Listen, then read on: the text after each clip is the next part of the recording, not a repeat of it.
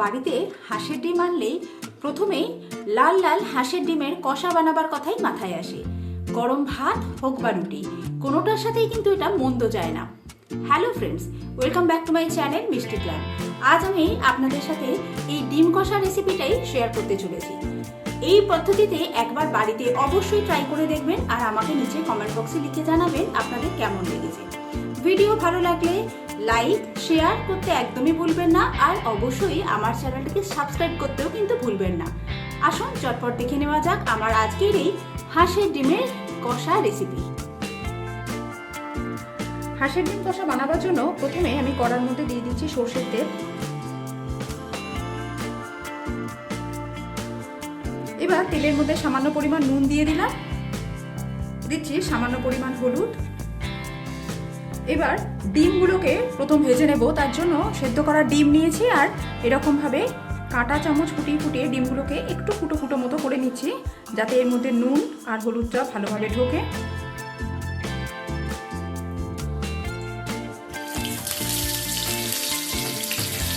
এখানে আমি 4টে সেদ্ধ হাঁসের ডিম নিয়েছি।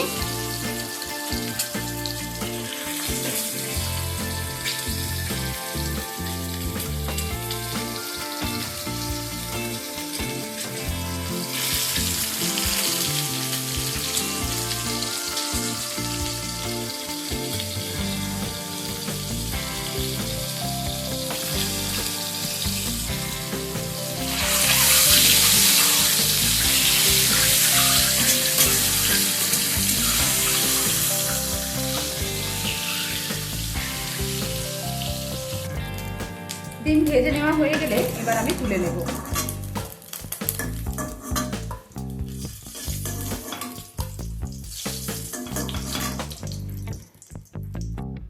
এবার ওই তেলের মধ্যেই আমি বেশ কিছু পরিমাণ কেটে রাখা আলুকে ভেজে নেব।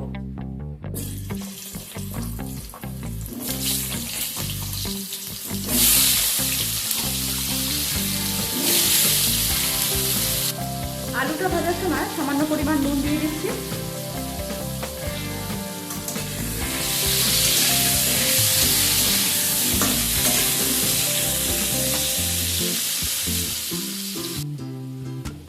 আলু ভেজে নেওয়া হয়ে গেছে, এবার আমি তুলে নেব।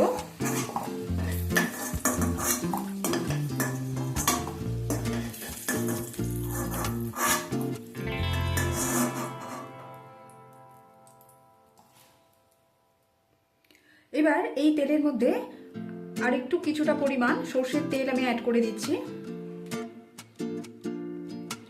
তেল গরম হয়ে গেলে এতে কিছু গোটা মশলা অ্যাড করে দেবো। দিচ্ছি 2টো দারচিনি স্টিক, একটা গোটা শুকনো লঙ্কা, 2টো ছোট এলাচ দিয়ে দিলাম, 8-10টা গোটা গোলমরিচ অ্যাড করে দিচ্ছি। গোটা মশলাগুলোকে কিছুক্ষণ একটু হতে দেব।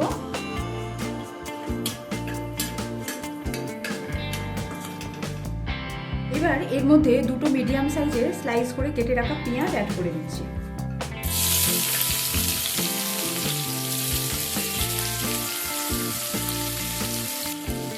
পেঁয়াজ একটু লালচে করে ভেজে নেব।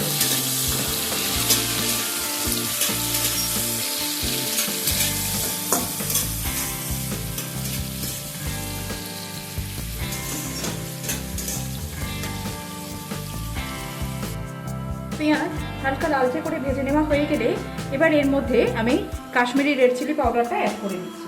এখানে আমি 2 teaspoon Kashmiri red chili powder দিয়ে দেবো।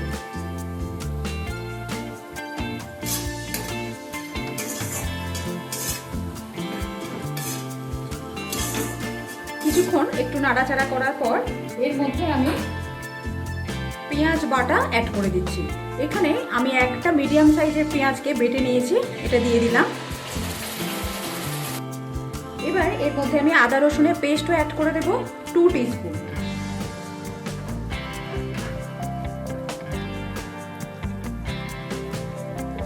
সমস্ত কিছু ভালোভাবে এবার আমাদের কষিয়ে নিতে হবে।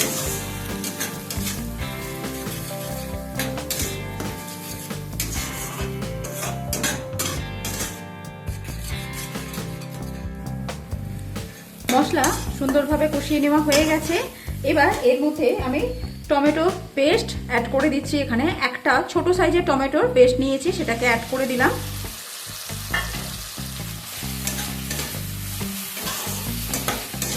ভালোভাবে মিশিয়ে নিলাম। এবার এর মধ্যে আমি দিয়ে দিচ্ছি লঙ্কা গুঁড়ো 1 টিস্পুন, হাফ টিস্পুন দিচ্ছি হলুদ, হাফ টিস্পুন জিরের গুঁড়ো, হাফ টিস্পুন দিয়ে দিচ্ছি ধনে গুঁড়ো, দিয়ে দিচ্ছি পরিমাণ মতো নুন। আবারও মশলাটাকে খুব ভালোভাবে আমাদেরকে কষিয়ে নিতে হবে।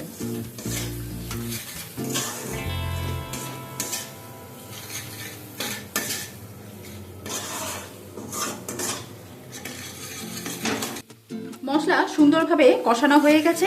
এবার এর মধ্যে আমি ভেজে রাখা আলুগুলো দিয়ে দিচ্ছি। আলুর সাথে মশলাটাকে আরো প্রায় 1 থেকে 1.5 মিনিট সময় নিয়ে একটু কষিয়ে নেব।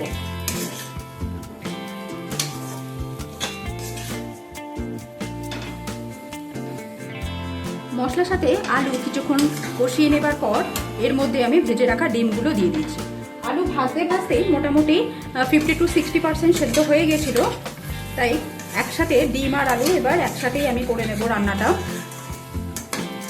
খানিকক্ষণ একটু নাড়াচাড়া করে নিলাম। এবার এর মধ্যে আমি 1 টেবিল স্পুন ফেটিয়ে রাখা টক দই দিয়ে দিচ্ছি।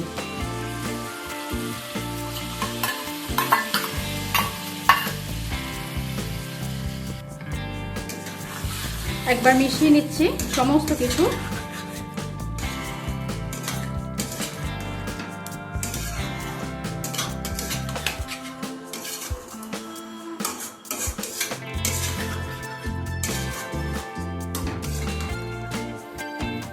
এটাকে আরো প্রায় 1 থেকে 1.5 মিনিট সময় নিয়ে সমস্ত কিছু একসাথে একটু রান্না করে নেব।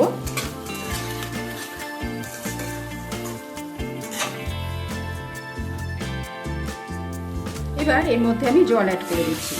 যেহেতু এটা কষা হবে তাই খুব বেশি পরিমাণ জল দেব না, তাই 1 কাপের মতো জল দিয়ে দিয়েছি। একবার ভালোভাবে সমস্ত কিছু মিশিয়ে নেব। নুনটা প্রথমে যেহেতু পরিমাণ মতো দেওয়া ছিল, তাই এখন আর আমি নুন অ্যাড করছি না, নুনটা টেস্ট করে তারপরেই অ্যাড করব।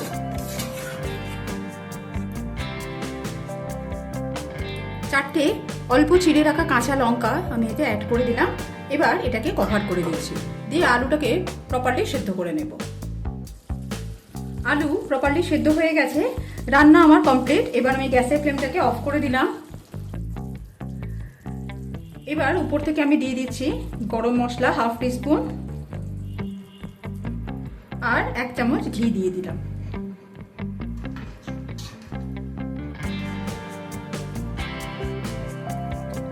একবার মিশিয়ে নিচ্ছি।